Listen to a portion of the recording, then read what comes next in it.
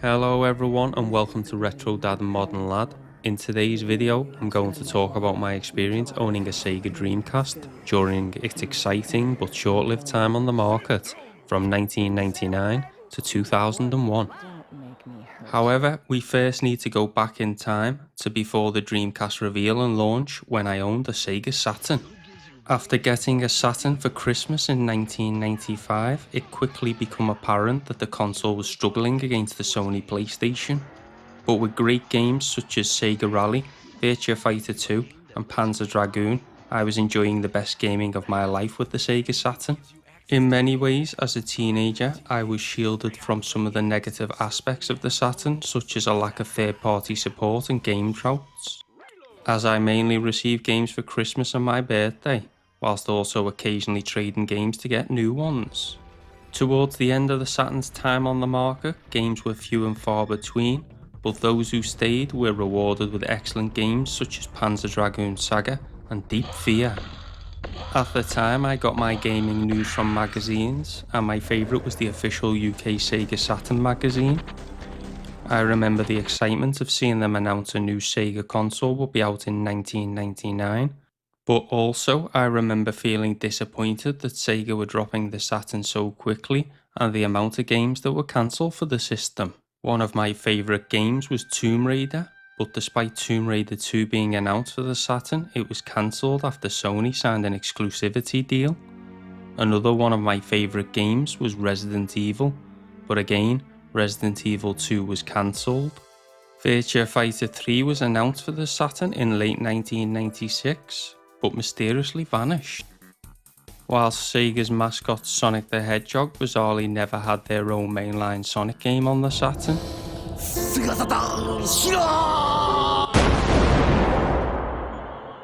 Then came the Dreamcast reveal, and I couldn't help but be impressed.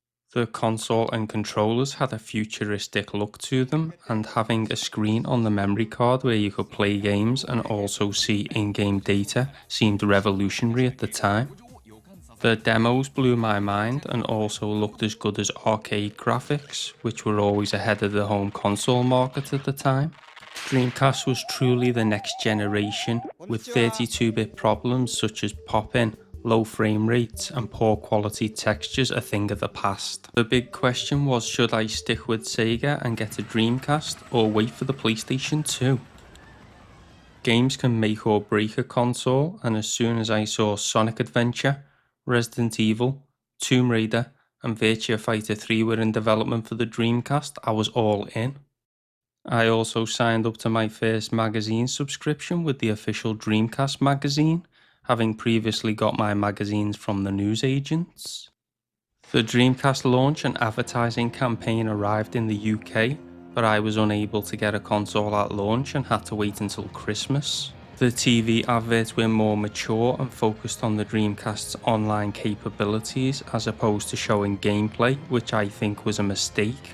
As gaming entered a new era, I was also entering a big change as I finished school and would shortly move into the working world and be able to buy games more often. Once I finally got my hands on a Dreamcast, the first game I played was Sonic Adventure, and it's one of my favourite games on the system. At the time, it felt like Sega was righting all the mistakes from the Saturn era, and having its mascot Sonic available from the off was an essential part of this. Sonic Team delivered a home run with a combination of large 3D areas, high-speed action and varied levels with multiple character playstyles. The excellent demo discs that came with the official Dreamcast magazine played a big role in helping me choose which games to buy. Each disc had multiple playable demos and videos of upcoming games.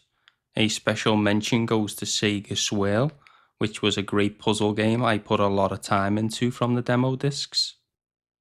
Once I started working, I would visit the city centre each weekend and buy a new game, or two if they were on offer.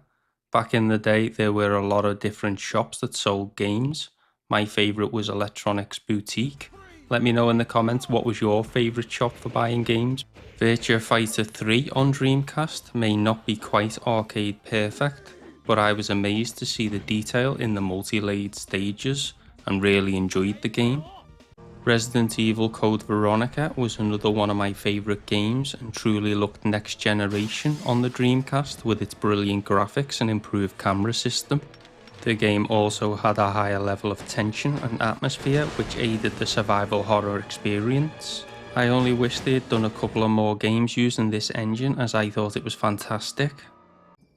After being a big fan of Tomb Raider 1 on the Saturn, I didn't play Tomb Raider 2 or 3 after it went exclusive to the PlayStation. So I was delighted to play Tomb Raider again on my Dreamcast. Despite not feeling the magic was there anymore, they are still good games. Prior to getting my Dreamcast, a friend had already gotten one and they had Soul Calibur. I had seen images of it in magazines, but it just didn't do it justice, with its stunning visuals and super smooth frame rate when playing the game. It was by far the best looking early game, and it was fantastic to see Namco supporting the Dreamcast. At the time, 3D graphics were developing that quickly that it made Virtua Fighter 3 look outdated. The Dreamcast had a good selection of racing games, whilst games such as Sega Rally 2 and Daytona provided fun arcade action. Games such as MSR and Sega GT provided a more realistic and lasting experience. Graphically, the game looks excellent and I really enjoyed the challenge provided by the campaign mode and also the additional element of the kudos system. I put a lot of time into this game and the detail on the tracks to mimic the locations still looks impressive to me even today. Shenmue is not only one of my favourite Dreamcast games, but it's also one of my favourite games of all time. I remember following the game in the magazines before its release, and I'd never seen anything like it before. The game was a pioneer of many of the things that we see standard in games today. I got the game on the week of its release and was amazed by its movie-like story, open world style 3D gameplay, and the attention to detail in the world. Playing the game felt like you were in a living world with NPCs going about their daily life, an in-game timer and different weather effects. The main character Rio had some similarities with myself at the time, with him having a Sega Saturn, and we both had our first job in warehouse work. One of the biggest elements the Dreamcast took to the next level was online gaming. While the Dreamcast was the first console I went online with, I never actually played online games. I only went online with my Dreamcast twice. The first time was to download a super online exclusive Chow to battle my friend with the VMUs. I remember having to use a ridiculously long cable so it could travel from downstairs all the way to my room. The second time was to register to get a free copy of Choo Choo Rocket. So why didn't I play online? The answer is simple. At the time, my parents were paying the phone bill by the minute, so it would have been too expensive. And also, when online, you couldn't receive or make phone calls, and anyone who tried to pick up the phone would get that unforgettable screeching noise. Still enjoyed playing games such as Phantasy Star Online, but played them offline. Modern Lad is currently collecting for the GameCube, and we've been sinking a lot of hours into this game. I have to admit, playing with others is a lot more fun. And on the GameCube you can even play up to 4-player split screen, which the Dreamcast doesn't have. The Dreamcast was the peak time of gaming in my life. At this time I was playing more games than ever and getting a game a week. The Dreamcast was the perfect console for this because it had a combination of arcade games and more in-depth experiences. So if I was playing a game that would take me multiple weeks to complete because I was working as well, I would go for an arcade game the next week. While third-party support for Dreamcast was good, I am a big football fan and the absence of EA Sports and Konami football games was disappointing. The Dreamcast football games such as Worldwide Soccer, UEFA Striker and Virtua Striker 2 didn't impress me. The 2K sports games on the Dreamcast produced some really good games, but a football game is a must for the UK and Europe. However, Sega had a bigger issue threatening to derail the Dreamcast's good start. The PlayStation 2 was on the way and the hype was absolutely massive. Having a DVD player made it very desirable. Sony had done a brilliant job of making it look like the Dreamcast was a stopgap until its PlayStation 2 with the Emotion engine come out, which was going to be far more technically advanced. When playing with friends, one of our favourite multiplayer games was the PlayStation game Pro Evolution Soccer, and when I saw ISS was going to be a launch game for the PlayStation 2, I decided to pre-order one for launch. On the day of the launch, my sister took me to the local Choices where I pre-ordered on her scooter, but after seeing the size of the box, I ended up getting a taxi home. This was the first time I'd ever got a console at launch, so I remember being really excited. I booted it up and played ISS for a few hours, and in all honesty, I was disappointed. Now, it is a good game, but it's based on the N64 versions, which I'd also played, not Pro Evolution Soccer. These games are more arcade-like rather than the simulation style which the Pro Evolution series goes for, which makes them better games in my opinion. Looking at the other launch games and games coming in the immediate future, I didn't see much that impressed me. I felt like Sony had lied about the system's capabilities at the time, and many Dreamcast games actually looked better than the PS2 launch games. I decided to ring the shop and ask them if I could get a refund. While they said they don't usually do refunds, because I'd only just got the system and it was new out and sold out everywhere, they agreed to take it back and give me a refund. And I went back to playing my Dreamcast. So that was the end of my relatively short experience owning a PlayStation 2. Could I be the only person who got a refund on the world's most successful console? Let me know in the comments if you've ever been disappointed with a new console. The PlayStation 2 went on to have some great games, but after returning my PlayStation 2, I never played one again until taking footage for this video. A lot of people bypassed the Dreamcast and went straight from the PlayStation 1 to the PlayStation 2, and it would have felt like a big upgrade. But for myself and others who already had a Dreamcast for a year, the launch of the PlayStation 2 seemed underwhelming. So many great games coming out on the Dreamcast and a pipeline full of excellent games on the way. It felt like despite the PlayStation 2 launching that the Dreamcast was well positioned to challenge it, or at least be a good competitive number 2. Using GD-ROMs should have increased the Dreamcast security, but a workaround due to the Dreamcast's ability to play karaoke CDs allowed backup games to be played on the system. This was a big issue, as unlike the PlayStation 1 and Saturn, you didn't even need to mod your console to play backup games. I myself had the Utopia disc and used it to test if I liked games before buying them. However, the ease of being able to play free games was a big issue for Sega, especially if people weren't going to go on to buy them.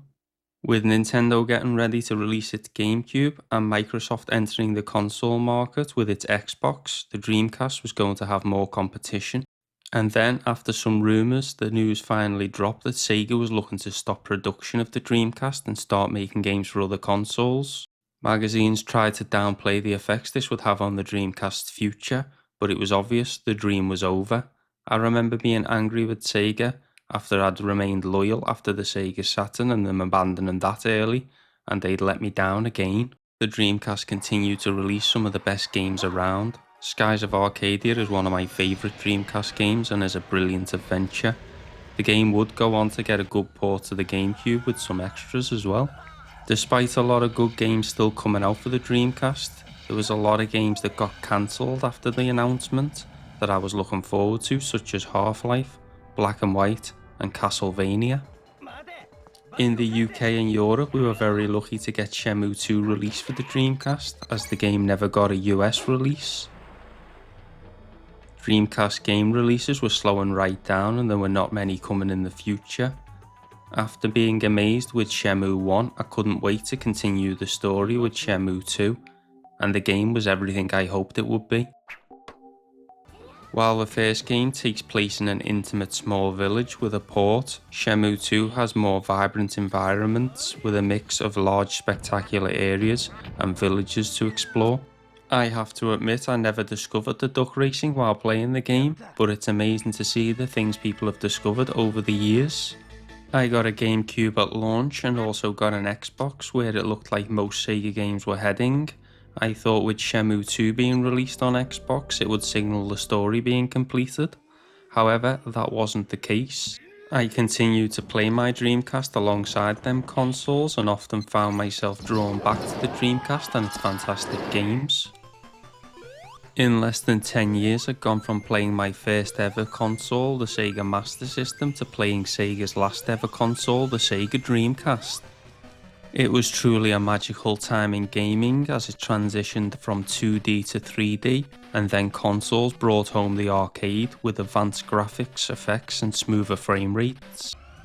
Since then I've continued to buy new consoles and play games, but that period was special, and a big part of that was Sega and the Dreamcast. In part 2 of this video, I'm going to look at why, in my opinion, the Dreamcast is the hottest and best retro console to own in 2025. The homebrew scene on the Dreamcast is on fire with new games, ports and translations. While it's impressive the amount of new games coming out for the system, what's truly impressive is the quality of these games, which is outstanding. I am also going to discuss modding the console and all the new accessories that are coming out. Finally, I am playing online with my Dreamcast after all these years, and in part 2 I will discuss how to get online and the growing amount of games available to play. The dream may have appeared to be over in 2001, but in 2025 the dream is very much alive.